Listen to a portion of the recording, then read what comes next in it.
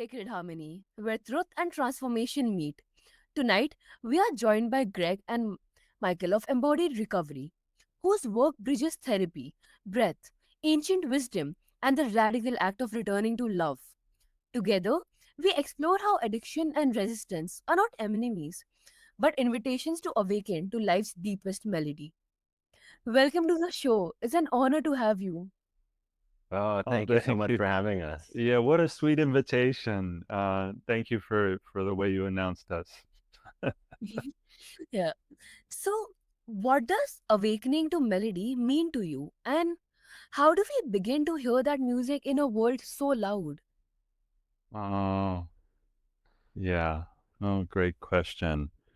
Well, there are a lot of possible meanings. The way that we're holding melody as a metaphor for the experience of love, which is ever present. It's always around us and available. But in some in some ways, if we've been struggling with mental health or addiction, we may be listening to a different tune. We may be distracted and caught up in our sense of disease or things not working well enough. And even though we're surrounded by that love, by that melodic presence, we can feel bereft of it, unable to hear its sweetness or to feel its presence in our life, because in a sense, all of the strain that we're living from has drowned out the melody, has kept it hidden from us.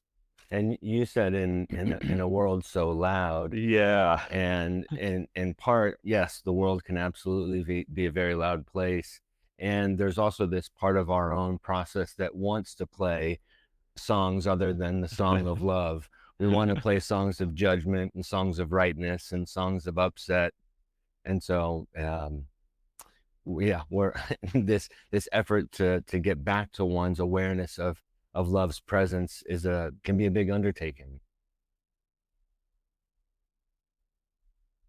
Absolutely. And was there a moment in your life when you finally heard it clearly? Oh, yeah. I think for each of us, there have been high points, and maybe for your listeners, um, another range of metaphor that could work with something like this is peak experiences, which is fairly well known in positive psychology. So we may have stumbled upon these moments in our life that are truly evocative, um, where we catch a glimpse of something that was a love that was always present, and we can begin to hear it and see it in others in ways that are quite unusual. It was always there, but it was unknown to us. And so for me, there was one incident that was really evocative, but then what followed from that is I needed to study and practice life in such a way that I could integrate that melody day by day. But the incident was, ironically, it happened when I was quite young in my 20s, and I was in love with someone who betrayed me, and the betrayal was pretty intense, and I faced it. It was something really shocking that had happened, and in the face of that, I cried and I cried out to God, and like in the Bible where they tear their shirts and throw ashes on their. I went through all of that and more, and it was absolutely agonizing to my ego. But at the end of it, I found something very redempting and lovable about the person who seemed to have betrayed me, and that was the teaching in that moment, and that set my heart free. And as I began to go out onto the street and look at others or look at myself in the mirror, I began to witness life through the lens of this loving presence, that this painful incident really awakened in me. And it wasn't like the work was done there. I of course could go back to listening to other tunes and to hearing the maddening voice of my ego and judgment and cruelty and so forth and so on. But I always knew that that melody was there, and I knew that that was the truth that was underlying all of the life that I was witnessing. Whether I could see it or hear it or not, I knew that it was there from that point forward. Oh. Yeah, in some ways it's sounding like hearing the melody is akin to a spiritual awakening of sorts. And in my background in 12 steps, they talk about these moments of clarity or hitting a rock bottom, or these people have, and myself included. I lived a very self-destructive way for a long time, and and there were a number of different bottoms that I hit, where from the outside you would think this guy has everything around him pointing him in the direction of a healthy life, and he keeps swatting these signs away. What's going on with him? And so in just thinking about the moments that I had maybe early in my recovery experience, where it felt as though I was hearing the melody, it was I can remember specifically, I was maybe in my first 3 months in recovery, and my paternal grandfather had been ill with Alzheimer's for a number of years, and he was on his deathbed, and I was invited to go say goodbye with my parents and aunts and uncles, and I was very new in recovery, and going there was an overwhelming experience for everybody. But I had a moment while I was in this room where I felt so proud of myself for the work that I had done in those short 3 months of recovery, where I could be an asset to a painful experience that my family was having, rather than a liability or another concern, or them not trusting me to not steal the medications that my grandfather was prescribed or something like that.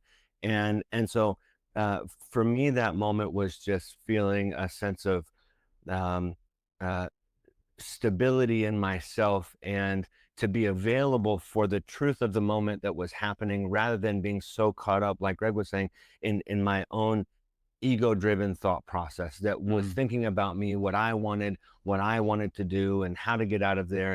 And so it wasn't about me. It was this connection to what was my family needing. How could I just be in this, and honor my own relationship with my grandfather? So there were a number of moments along the way, and especially ones looking back, where I saw so many invitations to a life that I was refusing to live. And so the more I became in touch with this this experience of love that is ever present, the easier it's been for me to see all of these supportive signs that are working in my life every day. So it becomes an effort early on, or it was for me, a real concerted effort to see the good, and to feel the gratitude, and to surrender and practice humility. And when it becomes a practice and a way of life, it just can feel so peaceful living in that place day to day. It feels less um, taxing. Yeah, things just flow Yeah. like a song or like a melody. Mm-hmm. And that kind of moment often shifts everything. Like, we stop seeking and start listening instead. Yeah. Yeah. Well, and it's so helpful for us to be integrating psychology and 12-step recovery work, and our Sundo practice, as people are coming into an experience of recovery. We only have our frame of reference, and so it's hard for me to place my thought process in someone's head and say, see the world like this now. And so it takes time for people to bring more awareness to the thought patterns that have been less than constructive, undo some of those patterns, and then begin to open their sight, or expand that frame of reference into one with more possibility, with more hope, with more connection. But it does require a good amount of undoing old ways of thinking. So to say love is ever present, just listen harder, isn't exactly the message, as much as where are the parts in me that are refusing to listen, that don't Mhm. want to listen, that are afraid to listen to that song? That are denying it, perhaps unconsciously or consciously, that don't want to let in that lovely melody. Definitely. And you mentioned undoing resistance to love. What are the subtle ways we resist love without even realizing it? Mm. The subtle ways. Yeah. Yeah, so there are a number of subtle ways and unsubtle as well. I think people in Buddhism, there's a fun term that's called selfing that is becoming more popular, and it's used to describe the mentation or the thought process that we're engaged in. And usually there's some underlying anxiety about the sense of self, so we're constructing narrative constantly and trying to arrive at a place of feeling secure in ourself and thinking about ourself and worrying about the future and the past and how others are going to perceive us and so forth and so on. And all of that selfing, which is kind of a self preoccupation, um, that's a mental activity that has me focused in a certain way and necessarily keeps me out of hearing the love that's trying to emerge, the presence that's already there. So to the degree that we get snared by that kind of thinking and living, then we're in a sense denying love. And then the other thing I would just say is that our control issues and our inner rigidity psychologically, all of that is mirrored in the body, so that we in fact embody our codependence, our control issues, our rigidity, and our unwillingness to go with the flow. It's all perfectly, in Taoism we say that the body is a mirror for the psyche and for the mind. And so our body embodies that resistance and it becomes armor like.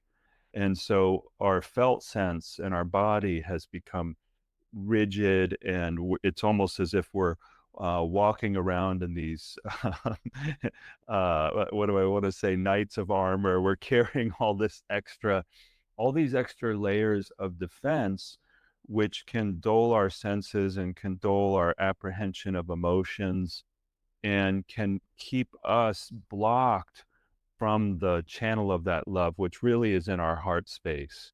So it's a kind of awakening that has to happen from within, but we can't get there if we're living from fear, doubt, and worry and inner rigidity. We have to slowly move into a posture of surrender. And that's a process that takes time. It's not something that weekend warriors are going to accomplish and then integrate into their life. It's a way of living, and we often need ways of practicing to undo that resistance of love, which is again happening psychologically and in the body. Mm. And it's making me think about the work that both Greg and I have done through A Course in Miracles, and it talks about everything being either an expression of love or a call for love. And then, in Marshall Rosenberg's work in nonviolent communication, he says all forms of communication are tragic expressions of either please or thank you. and and so I think that we can get so attached to the meaning that we make up, to the stories that we create about why others are doing what they're doing, or what it means that they're doing or saying one thing or another, and then I construct my responses based on those stories that I've made up, and it just pulls me further and further away from the availability to the connection that's there in that moment. And so um, yeah, there are a lot of resistances to this awareness. Yeah, Micah, though, he just centered on something powerful, which is our story making and our misapprehension of life is another way that we're incredibly resistant. And then one last thing lower to the ground is we're often just resistant to the signs in life. And that might not be such a spiritually evolved um, thing to think of, like the melody or the sense of awakening, but even something simple like my parking tickets or a flat tire, or the stain I have on my shirt, or the court's trying to tell me, hey, you've got a problem and here's some warnings. We find early in life, in recovery, that is, that people are really steeped in a process of denial. That denial is fundamentally the love. But before we can get to the love, there's all these basic things in life that we're in denial of.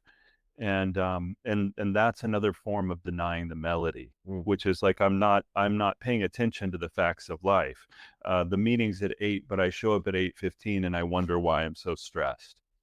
Sort of basic things like that, those all become foundational for laying a foundation of practice and dealing with the fundamentals of life, so I can then reach higher to this melody. 100%. And how can we tell the difference between healthy boundaries and fear in disguise? The difference between healthy boundaries and fear in disguise. Well, I'd say one maybe obvious difference that you can see is that healthy boundaries often look like an awareness that I can get my needs met regardless of what someone does or doesn't do. So fear in disguise would look like, this is a boundary, you need to do X, Y, and You Z. better do it or else. Right. Yeah, so it's more of like a a threat and an opportunity potentially to control someone, whereas in a healthy boundary, as Mike was saying, is an expression of me attempting to get my needs met, and somebody may or may not be up for that, and then I might change my behavior based on that. Um, but but it's not an effort to sort of bludgeon someone to my will, which is usually that can be either fear or control issues being disguised as healthy boundaries. hmm So a healthy boundary is born from an awareness of oneself.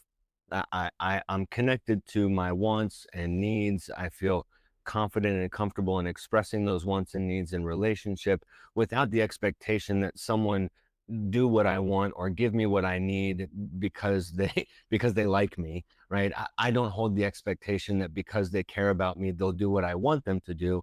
An expression of a boundary or a limit is just me um, taking care of myself.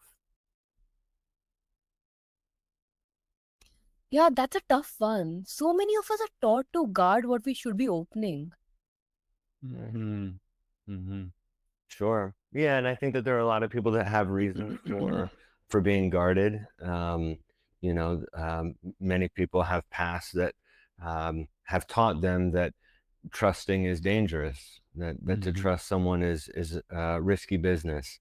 And so when we open our hearts and trust, and that trust is broken, or we're mistreated in a loving relationship, it can tell us that it's unsafe to be vulnerable again. And so it can take time to to repair some of those internal wounds, to take care of myself, to open up again, feeling more stable and grounded, knowing that people rarely do what I want them to do, or that life can be unpredictable.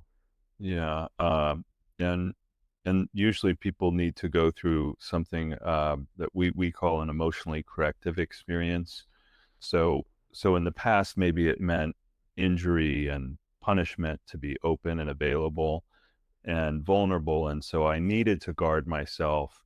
And as I grow in my recovery, hopefully I can find more healthy resources for trust and stability in my life. And little by little, like Mike was saying, uh, I can then begin having experiences that teach me that when I choose safe resources for connection, that it's appropriate to open up and that it's appropriate to be vulnerable, because it's going to be incredibly rewarding. And if I can't have that openness, then my heart channel is going to be blocked, and then I won't hear the melody, because again, then I'm back in that rigidity, I'm back in that armoring and that protective posture, and that's really going to prevent me from hearing the love that's trying to happen in my life.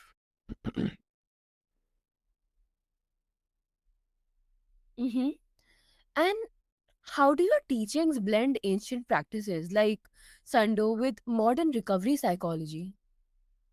Oh yeah, yeah, that's fun. So Sundo is legend to be 10,000 years old, roughly. 9,700 years is supposed to be the inception of the original practice, roughly, and and then that tradition was carried on through the mountains and only brought into the cities in the 60s uh, of the previous century.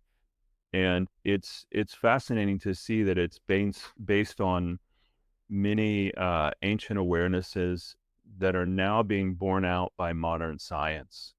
So much of what they taught about lower abdominal breathing and what's called in Korea, it's called the Tanjan, and in China, it's Dantian, which is the sea or ocean of qi, that place 2 inches below the navel. We do a lot of breath work to focus on the development of that energy center, and um, that that's an ancient wisdom, but it happens to be the perfect foundation for recovery and for the psychotherapeutic and psychological work that we're doing. As we develop that energy center and learn to breathe lower diaphragmatically, our nervous system can begin to heal and to self regulate. We can enter into the relaxation response, and then we can train ourselves to live there and even to remain in there when we're working in deep and difficult areas emotionally or psychologically. So we can really, in a sense, go much further in our emotional journey because we're grounded enough and we have enough self possession and enough centeredness in our nervous system to really be with those things that are challenging long enough until they get untangled. And then, of course, that breathing also helps with a myriad of basic health functions in life. But for mental health, one of the key components is it helps us create serotonin, uh, which I think it's believed that roughly 90% of that is produced in the gut.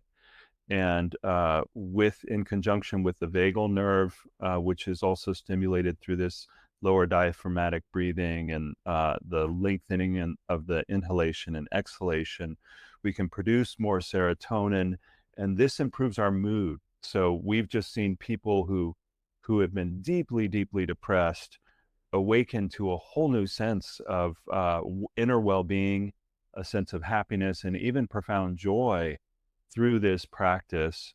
And so, so these the ancient cultures really understood something quite profound that we're just waking up to today. And thank God we've been able to integrate this into our practice because it's having profound results with people with trauma, really complex trauma, struggles with addiction and or anxiety and depression.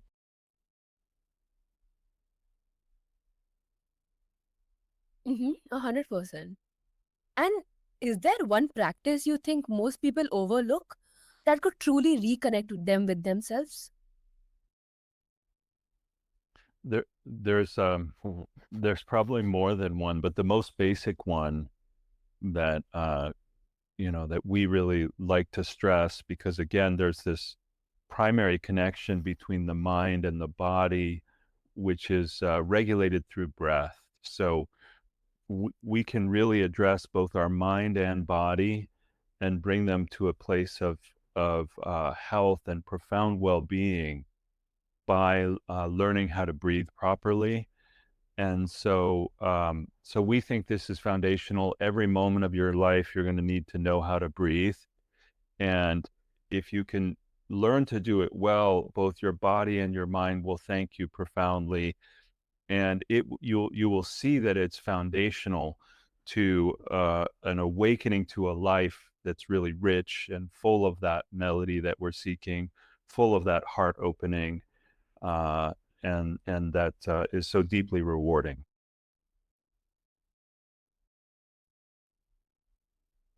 And it's incredible how old wisdom can feel like remembering instead of learning. Mm, sure. Yeah, and it's exciting for us, when those ancient teachings coincide with the um, when they coincide with the modern psychology, when a new study comes out that reinforces teachings that have existed for thousands of years. It's fun to see that happen, and for us as we're integrating information from the Sundo practice, from Taoism, from Buddhism, from Christianity, from philosophy and Plato's cave and Carl Jung's work and 12 steps. It really is engaging for the participants of the program to see the same message being shared across multiple millennia and multiple cultures. Mm-hmm. And so, yes, it absolutely doesn't feel like learning a lecture as much as a remembering of truths that have existed as long as we've been around. Yeah, long before us. Yeah.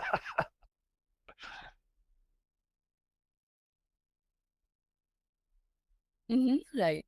And addiction is often framed as pathology, but your approach treats it as a portal. What Mm. changes when we see it that way? Mm. I guess um, all disease has a pathology, has a history, and maybe a course that it often follows, and um, and seeing it as a portal though is offers an individual who's struggling far more hope than maybe a terminal sentence that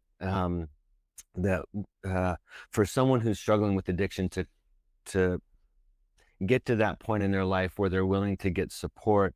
David Hawkins, he's written a couple of books, and he had a beautiful take where he said the wonderful thing about addiction or alcoholism is um, that the addict's survival depends upon a spiritual experience. And Carl Jung said the same thing decades ago, that in order to recover, one needs to have a radical spiritual shift. And so it's not to say that one needs to fall on their knees and believe in some deity, but that there is this process of transformation which requires so much humility and acceptance and patience and a willingness to be held accountable, because people can come in so convinced that the way that they see the world is as it is. And when people can open their minds a bit more to see that other possibilities exist, people can move into something with far greater possibility. And so, to say that addiction is that we're seeing it as a portal rather than pathological, it's maybe more of a balance, that we want to honor the likelihood that if somebody relapses, they're going to pick up right where they left off, right? So despite how long somebody stays sober, whether it's a week, 2 months, 2 years, if they relapse, it's not as though they start from the beginning and can moderate their drinking.